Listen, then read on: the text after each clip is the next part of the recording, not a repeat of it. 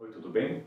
Meu nome é Luca Milanovic, eu sou violinista da Orquestra Filarmônica de Minas Gerais e hoje eu vou falar um pouquinho sobre os aspectos fundamentais da técnica violinística. Então, esse nosso encontro vai tratar de explicar algumas das coisas fundamentais que fazem o tocar violino possível e acho que essa aula, embora em cima dos aspectos fundamentais, pode beneficiar tanto iniciantes quanto os alunos ou praticantes mais avançados, porque eu acho que nunca é demais nós revermos nossos conceitos, nos quais baseamos a nossa compreensão da nossa arte.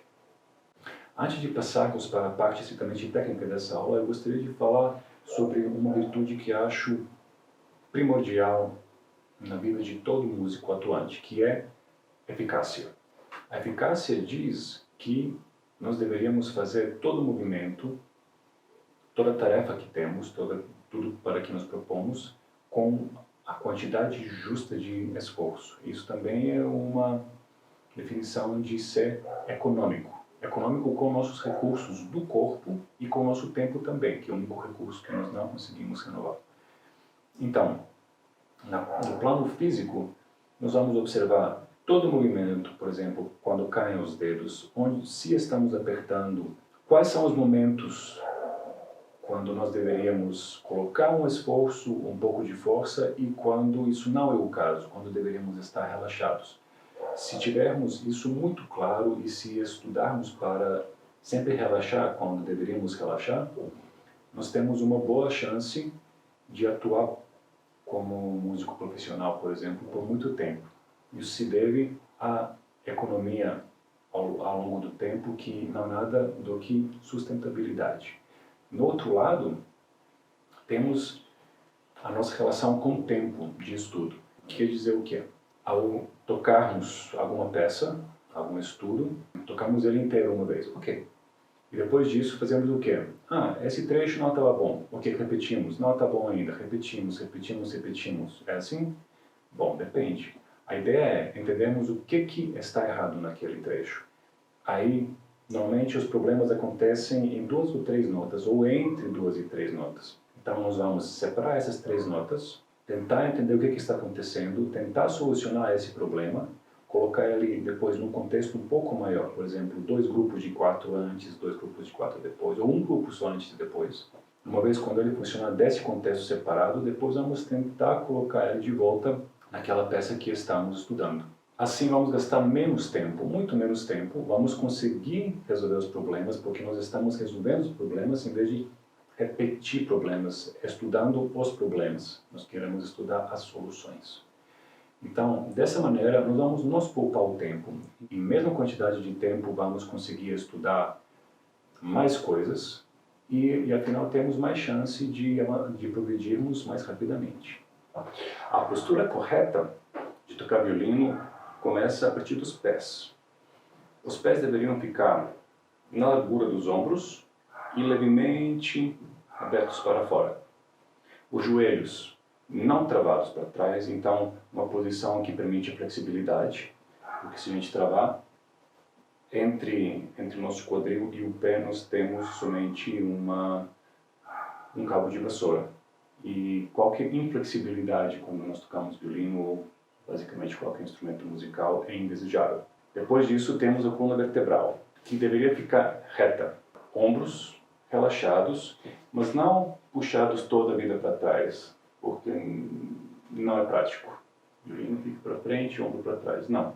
Ombro, esse provavelmente vai ficar um pouco para frente. Essa é uma talvez necessária alteração na posição ideal do corpo humano, que seria com ombros simétricos, por causa da posição do violino. Mas vai depender também se você vai usar a espoleira ou não. Porém, isso dito, essa posição e essa posição que é aqui segurando o violino ou aqui subindo o braço, o ombro junto com o braço, na verdade nem o ombro, é a escápula, esse músculo da escápula sobe. Isso deveria ser evitado porque isso causa muitas dores, muitos problemas, com nervos também. Então, um pensamento de relaxamento deveria sempre estar presente na hora de você tocar, estudar, tocar. Principalmente estudar, porque nós músicos passamos mais tempo estudando do que realmente apresentando. Pescoço deveria ficar reto, nobre. Nem para trás, nem para frente, mas de uma maneira nobre, com a cabeça puxando para cima. Depois disso, quando levantamos os braços reto para frente e abrimos uns 30 graus, basicamente esse é o ângulo que nossos braços vão ficar enquanto a gente for tocar. Aqui vem o braço esquerdo e aqui vem o braço direito. Agora, com o violino já posicionado, vamos trazer a mão esquerda como se tivéssemos um espelhinho aqui. Então, podemos ver que essa parte, então, a palma da mão e o antebraço estão completamente retos. Então, que o pulso está na posição neutra. Uma vez posicionada a mão assim, vamos girá-la em direção do instrumento, puxando o indicador um pouco para trás, abrindo uma valha aqui onde nós vamos encaixar o instrumento, no braço do violino no caso. E vamos colocar o primeiro, o segundo, o terceiro e o quarto dedo, que deveriam cair sobre um ângulo não íngreme demais, um pouco mais deitado, com todas as falanges dobradas em alguma medida. Quando falo isso, principalmente penso sobre essa aqui, essa penúltima do dedo mínimo, porque ela sempre é problemática. Então, a mão continua na posição que eu chamo de fechada. O dedão nós colocamos do outro lado, mas como uma referência que nos ajuda na mudança de posição, e é mais fácil com o dedão, porém é importante saber que o dedão não é imprescindível para tocar o violino, tampouco para mudar as posições. O dedão está aí para nos ajudar nesse processo. A intensidade que deveríamos usar ao colocar dedo na corda é somente aquela que permite que a nossa nota seja de uma clareza, então que não saia com ruído. Pode ser, o contato com a corda pode ser muito leve, que nós vamos usar no harmônico, que é exatamente só encostar na corda, através de um esforço que nós apertamos só um pouquinho a corda, mas continua sendo não suficiente para parar, realmente parar a corda. Depois, terceiro passo, que seria apertar a corda de maneira que não grudamos completamente a corda no espelho, mas ainda tem um pouquinho de espaço e sentimos quando apertamos assim que poderíamos apertar mais. E esse último, onde realmente apertamos muito, e toda a vida, e com mais força, onde a gente para a corda por completo.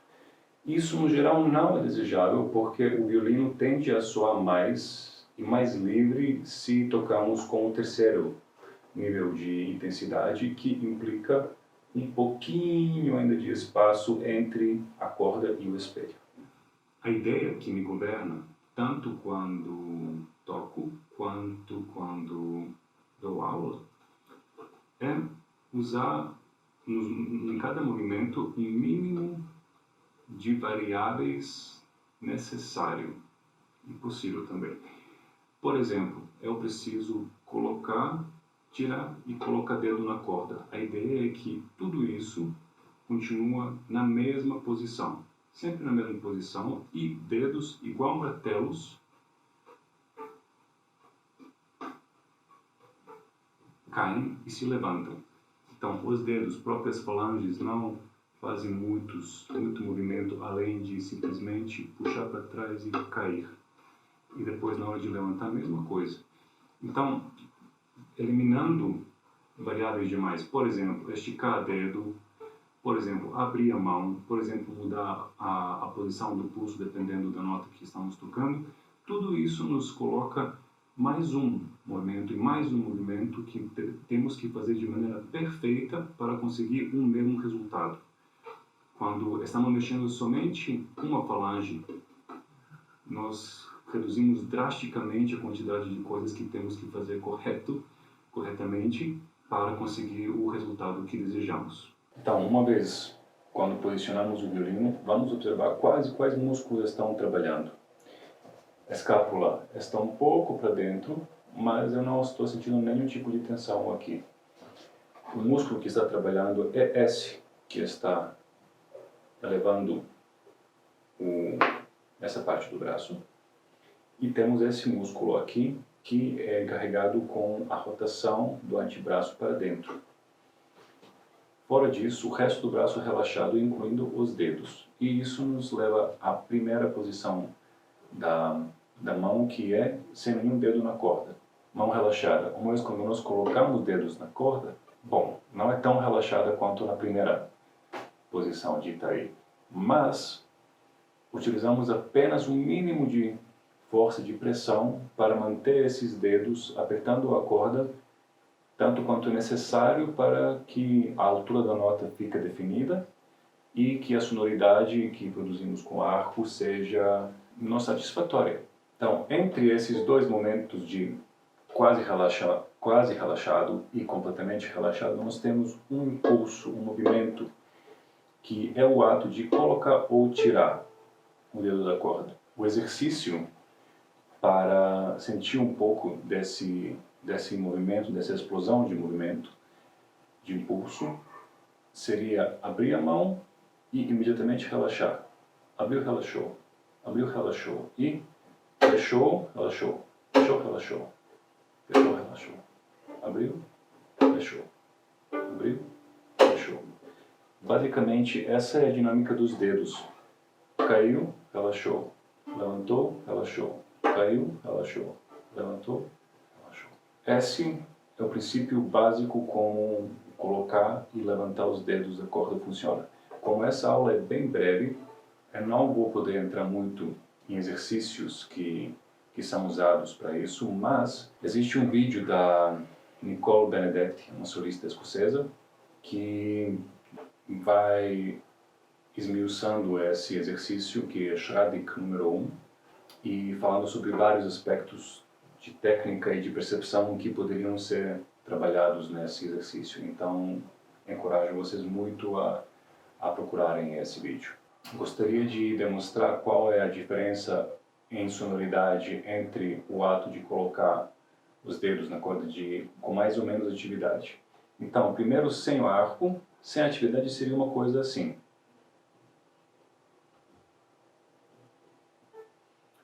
E com atividade,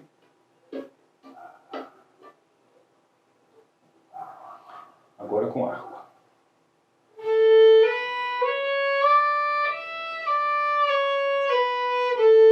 Comparado com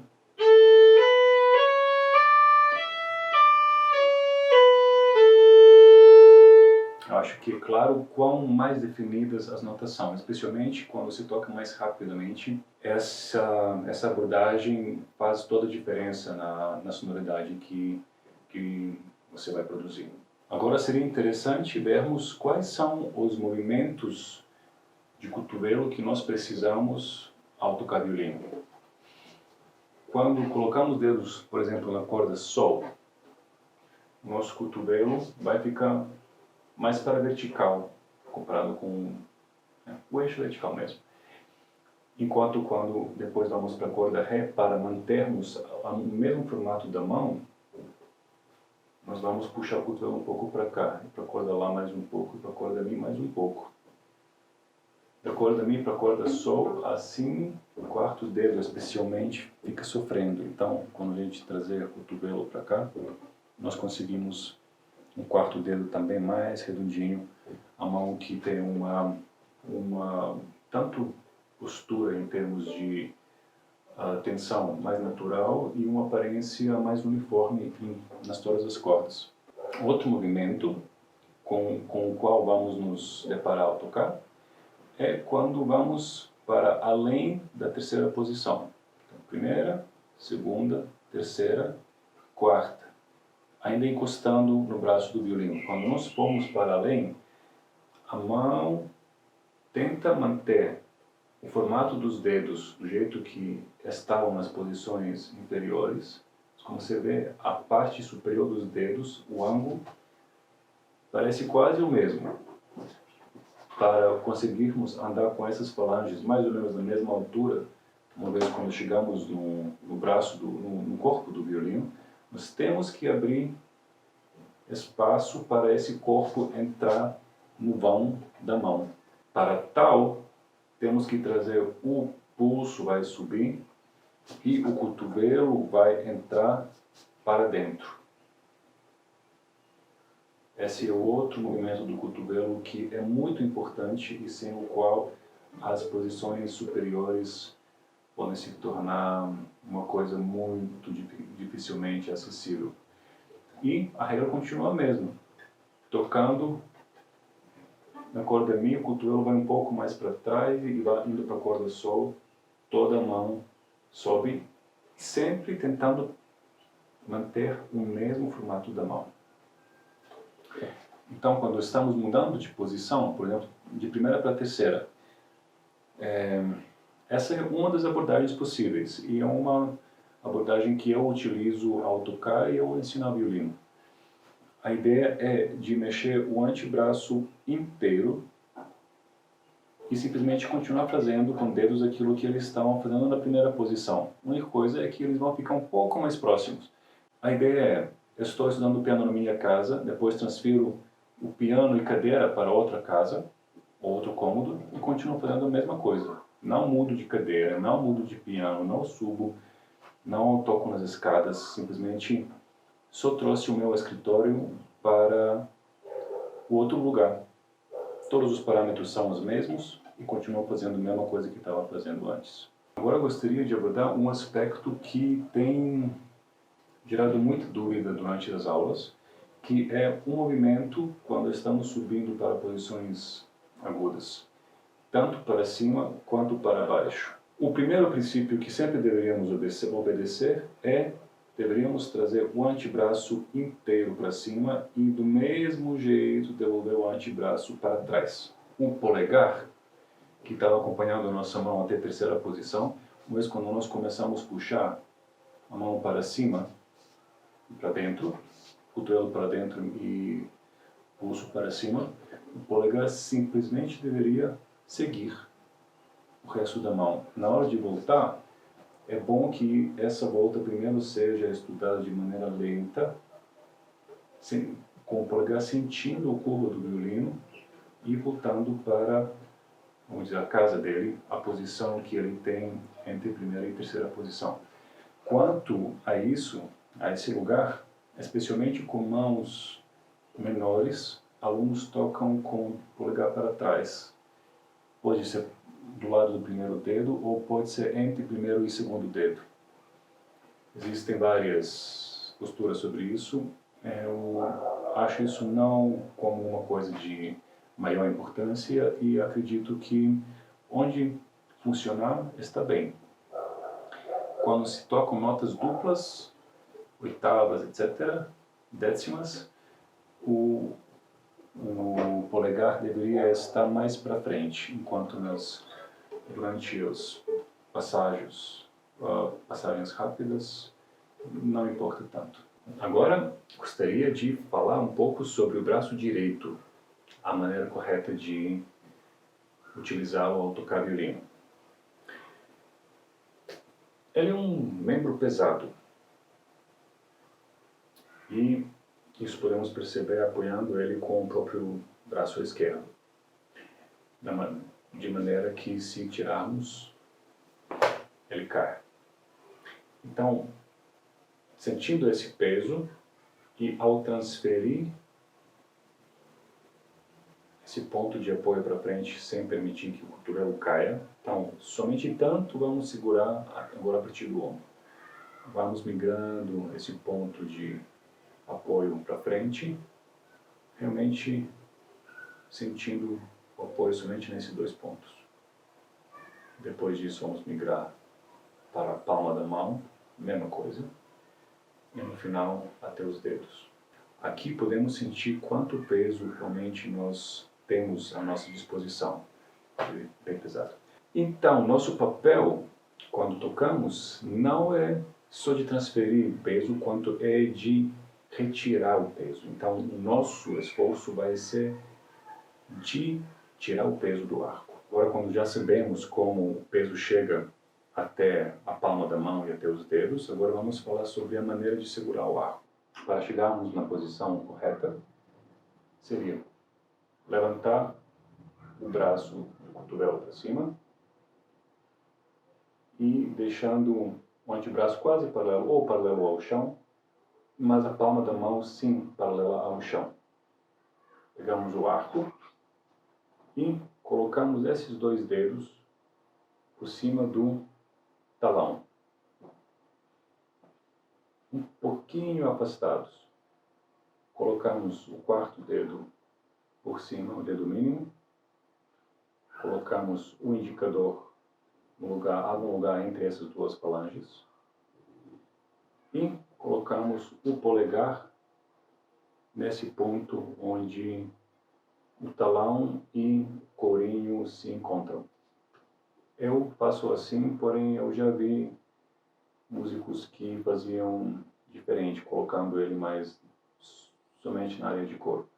Isso vai mudando dependendo do que a gente descobrir que a nossa anatomia pede. O polegar deveria ficar redondo,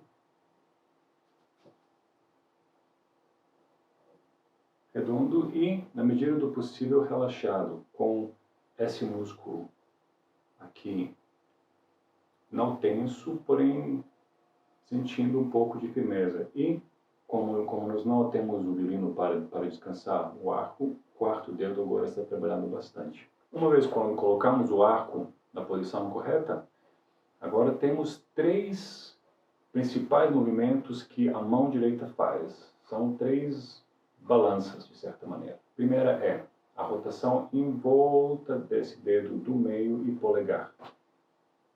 Então seria para cima e para baixo. Dando para cima e para baixo.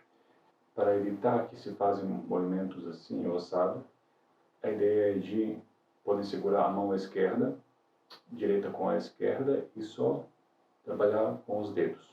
Cuidado para não deixar o arco cair.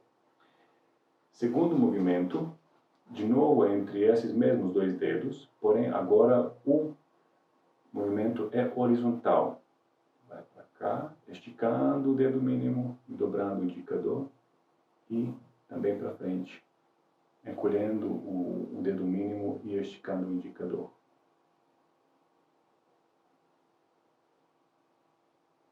É um pouco diferente a relação do centro desse movimento quando está na posição vertical, porém na posição vertical é mais fácil, então às vezes para aqueles que se sentem inseguros de trabalhar isso no plano horizontal, às vezes seria mais interessante fazer nessa aqui até gerar mais confiança.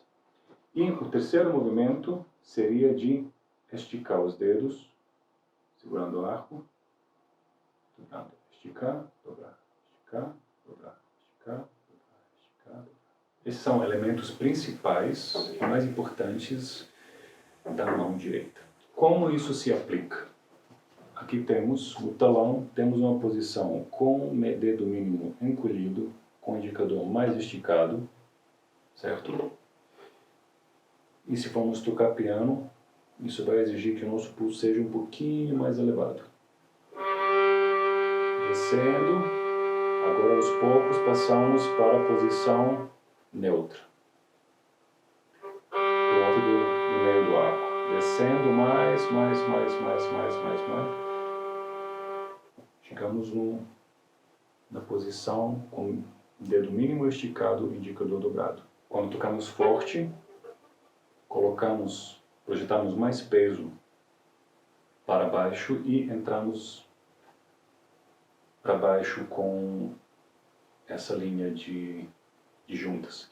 Enquanto quando tocamos piano, tiramos o peso e para controlarmos melhor, esticamos isso um pouco e tocamos com dedos mais esticados. Então todos esses movimentos são realmente importantes de serem dominados. Mais um aspecto do cotovelo, do braço direito, na verdade da angulação inteira do braço, é como ele muda de posição de acordo com a corda na qual estamos tocando. Então, do mesmo jeito que o cotovelo do braço esquerdo migra de acordo com a corda na qual estamos tocando, a mesma coisa vai acontecer com o braço direito. Então, aquela nossa posição com ombro reto e braço reto também, então sem essa queda, continua como se fosse isso tudo uma mesma planície, um mesmo plano, com o pulso um pouquinho mais, vamos dizer, reto, comparado com o resto. Essa mesma posição vai ser simplesmente transferida a partir de ombro para outras cordas. E quando olhamos aqui, desse ângulo, vemos que ambos cotovelos seguem a mesma lógica e a mesma direção. Isso vai nos permitir tanto de manter a consistência da qualidade sonora independentemente na corda na qual estamos tocando, quanto vai nos permitir a tocar alguns golpes como spiccato, para o qual é primordial que o cotovelo se encontre na altura adequada para a corda na qual estamos tocando. Temos alguns parâmetros que influenciam a sonoridade de um golpe de arco, começando pelo peso ou a pressão que nós exercemos no violino através do arco. O som pode ser com a mesma velocidade do arco ou a velocidade é a mesma, a coisa que mudou é a pressão. Depois temos a velocidade, que agora com a mesma pressão, só mudando a velocidade, sai de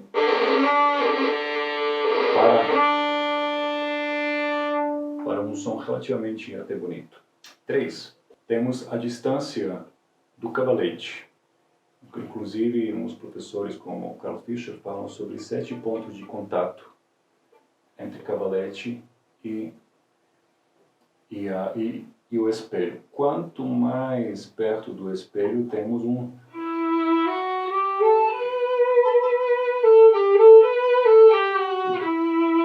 som mais veludo, e quanto mais para o cavalete, nós temos um som mais aberto, com mais agudos, e no final, em cima do cavalete, temos o tago sul ponticello, que é um efeito bastante usado, principalmente no século XX.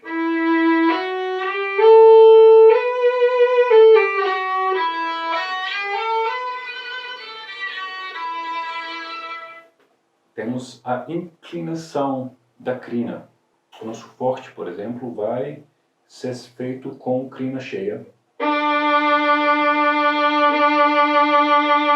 E no mesmo lugar, com menos crina, já vamos obter menos volume. Também, quando a crina é cheia, o arco está oferecendo mais resistência, então nós podemos apertar mais sem a madeira ficar raspando na corda, que uma vez quando giramos o arco, isso é quase imediato. Então,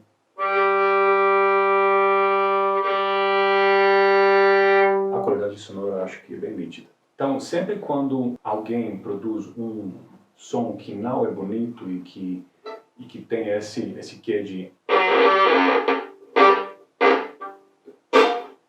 significa que a relação de pressão exercida na corda e a velocidade está errada. Normalmente ou que a pressão é demais ou que a velocidade é de menos. Assim chegamos até o final da nossa aula. Eu espero que esses conselhos que a Kim Ross permitiu que chegassem até vocês lhes sejam de ajuda no seu caminho pelo mundo do violino. Agora, não parem por aí. Na plataforma YouTube tem uma quantidade grande de masterclasses e aulas virtuais parecidas com essa. As pessoas que tocam violino maravilhosamente bem, nas quais vocês conseguem extrair uma quantidade grande de dicas, de conselhos, de referências, de posturas, pontos de vista. Realmente uma quantidade de conhecimento que está na ponta dos dedos de cada um que tem acesso à internet.